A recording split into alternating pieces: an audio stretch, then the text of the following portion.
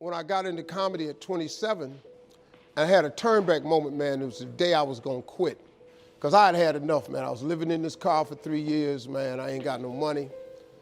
And I was gonna call my mom and dad and ask them, could I come home and just stay in the attic for about 4 months till I find a job. My father told me, you can't come back home. Once you leave my daddy's house, you got to figure it out. So I knew it was gonna be hard, but they had put an answering machine in the attic for me. You know, back in the day, you had an answering machine, you could call it, punch a code in, and you could hear your messages. And so I was bathing in a hotel in Pensacola, Florida. And the way I used to bathe was, I used to go to hotels that had those bathroom doors that went floor to ceiling. I would go to real fancy, like Ritz-Carltons and stuff like that, because they had linen towels wrapped up in a basket. And I would take a bunch of them and run hot water on them, and I'd take them in the stall and shut the door, and I'd take my bag and I'd soap up. Then I would wait till the coast was clear, and I'd run out and get a bunch of more rags and soak them up and come out and wipe it off. Then I'd stand there and dry, put my clothes back on. That's how I bathed every other day, man. And so I was in there one time, and they had a convention in town. And when I got all the stuff, I soaped up. This convention let out, and men was just coming in the bathroom, and I couldn't go out, so I couldn't get the soap off. So I let the toilet seat down, and I'm sitting there, man. I just started crying. I said, man, I can't take this no more. I'm finna quit. I'm gonna go call my daddy, just ask him, can I come home, man? I can't do this no more. So before I called him, I called the answer machine, and I got a message. And it said, Steve Harvey, this is Chuck Sutton from Showtime at the Apollo. We saw a tape of you. If you would come to New York Sunday night, this was a Thursday, come to Sunday night, we're gonna put you on TV, Showtime at the Apollo. Put me on TV, that was my dream. But I had a problem. I had $25, and I couldn't get to New York. How was I gonna get to New York with $25? So I said, man, I went back in my car, and I'm crying again. I said, man, God, I finally get a shot to get on TV, and then I can't even go. I said, how could you do this to me? You know, I'm 30-something now, man. I've been waiting my whole life, and you get me here? So I said, man, let me call this machine back and just see if he said this Sunday. And I called it back, and it said, Steve, this is Chuck Sutton from Showtime at the Apollo. We saw a tape. We have an opening for you Sunday. If you could get here, give me a call, let me know. We'd love to put you on TV. I said, so I got ready to hang up, and I heard, boop, you have another message. And I punched in the code, and the message says, Steve Harvey, this is Tom Sobel from the Comedy Caravan. I don't know where you are now, but I have a gig available for you in Jacksonville, Florida, to pay you $150 Friday night. If you can make the gig, let me know. I'm in Pensacola. So I called Tom Sobel. He sends me to this gig to make $150. I go the next night, I make the $150, but I was so funny, the club owner said, if you stay the next night, I'll pay you another $150. I got $300. I called Chuck Sutton back at the Apollo and said, hey man, I just got this message. If you still got room for me in New York, I'll do it. He said, yeah, come on. So I went to Eastern Airlines, bought a round trip ticket for $99 from Jacksonville, Florida to New York, performed on Showtime at the Apollo, wrote the joke that made me famous. Mike Tyson hit this fighter, Mitch Green, in the eye, and his eye started talking. And I wrote that on the way to New York. Got a standing ovation on the Apollo. I have been on television ever since that night right there. من أهم التراكيب البشرية هي الطموح. خلينا نتخيل سوا لو مفيش طموح، تعال نرجع زمان شويتين. لو ما عندناش طموح، إيه اللي هيتغير؟ إيه اللي بيغيرنا ويفرقنا عن بعض؟ هو طموحنا. أنت طموحك فلوس، عاوز يبقى عندك ثروة ومال. أنا طموحي علمي، عاوز أكبر ثقافتي وأكون حصيلة علمية وأحضر وأعمل ماجستير ودكتوراه مثلا. في ناس تانية ممكن تبص للعلم بشكل كامل إنه ولا أي حاجة، مش فارق معاهم. هناخد إيه من العلم؟ النهاردة الفلوس بتتكلم مثلا. كل واحد جواه طموح ما بيختلف عن غيره، وفي مقولة زمان بتعبر عن اختلاف الأذواق. لولا اختلاف الأذواق لبارت السلع. وده بيدل حتى إنه في الطموح آراء مختلفة وأهداف متنوعة. طب دي إيه علاقته بموضوعنا أصلا؟ لولا وجود الطموح فينا كان زماننا بقينا في حياة الإنسان الحجري في صورته الأولى. هتقولي إزاي؟ يعني حاليا العصر الحالي بيتمثل في الطموح في حياتنا. شركة أبل، كلنا عارفين شركة أبل. شركة أبل بتعمل تليفون مثلا ب$1000 بيتباع في أول أسبوع. شركة سامسونج تعمل تليفون، تعمل أنواع تانية كتير، تلفزيون، أي كلام أيا كان، بيتباع برضه. فكر معايا إيه المختلف في الموضوع؟ وإيه اللي بيجذب العلماء عشان يشتروا التليفونات والحاجات الباهظة الثمن دي؟ تطور الشركات وطموحها. أكيد أكيد، يعني أي شركة عشان تبقى بالحجم ده وبالاسم ده لازم يكون عندها طموح. لازم يكون كل شخص موجود فيها عنده طموح. وعشان كده كل شركة لو فضلت بأول تليفون هي أنتجته وما طورتش من نفسها كان زمانها فلست من زمان. كذلك حياتنا، أنت لو مفيش عندك طموح وطورت مع العصر وطورت نفسك هتتلاشى مع الزمن. الحقيقة الجيل بتاعنا مظلوم جدا، والمقولة الأشهر في القرن ال21 عصرنا عصر سرعة. يعني جيل أهالينا زمان كان التطور بطيء وملموس، كنا بنشوفه. يعني لو كان بيبقى فيه أي تطور بنحسه كده بيبقى ملموس. لكن النهاردة كل يوم جديد، لا احنا بنلاقي تطورات كتيرة، وكل حاجات بتبقى فيها تطورات وعلم، وكل حاجة يبقى فيها تطور، حاجة جديدة.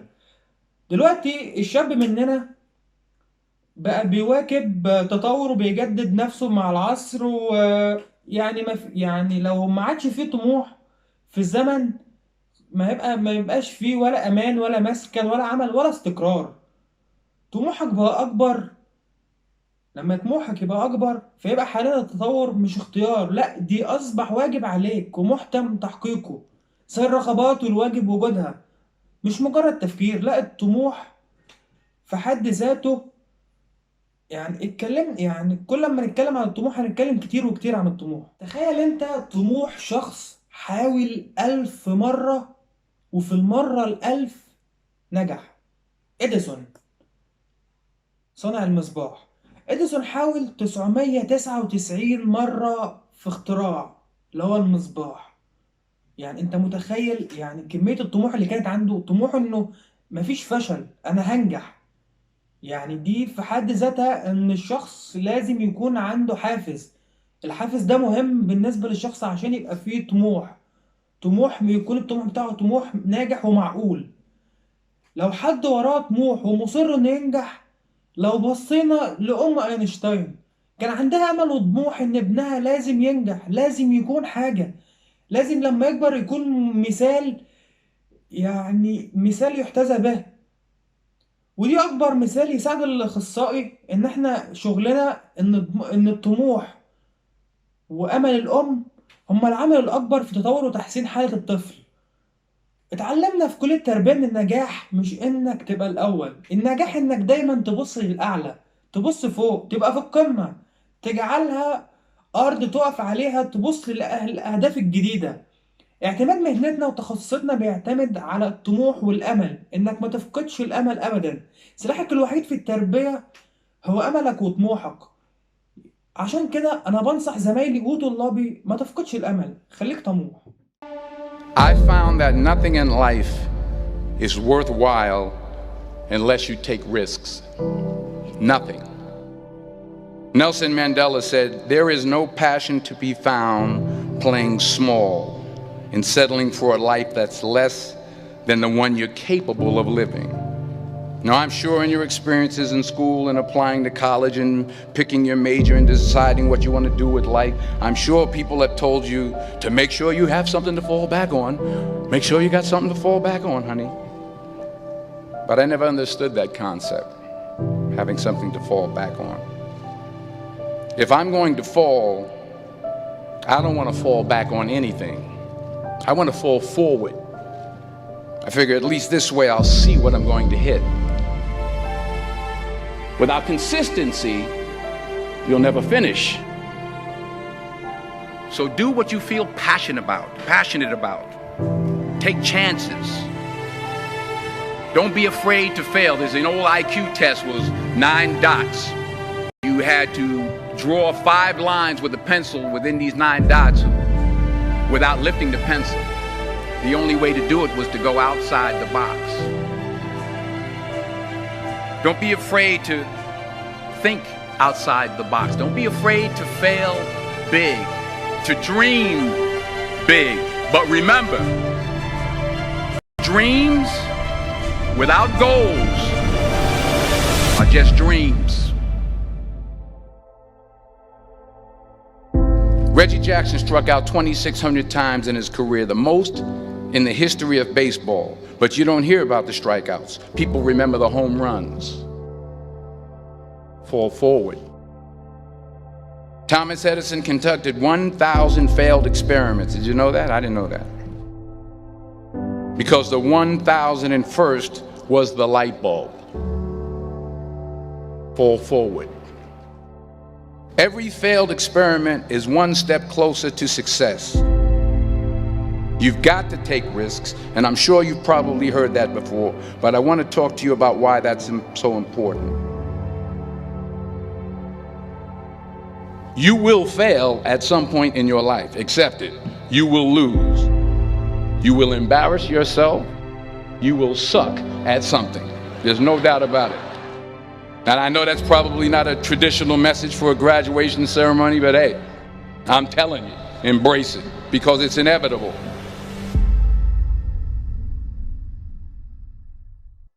In the acting business, you fail all the time. Early on in my career, I auditioned for a part in a Broadway musical.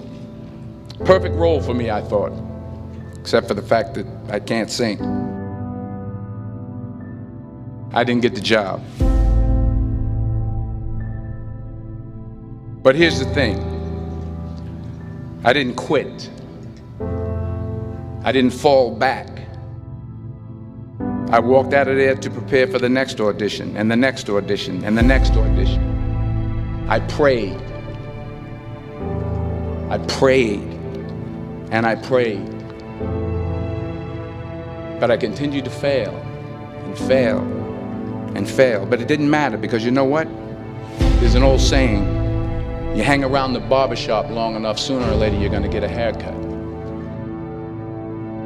So you will catch a break, and I did catch a break. Last year, I did a play called Fences on Broadway. But here's the kicker. It was at the Court Theater.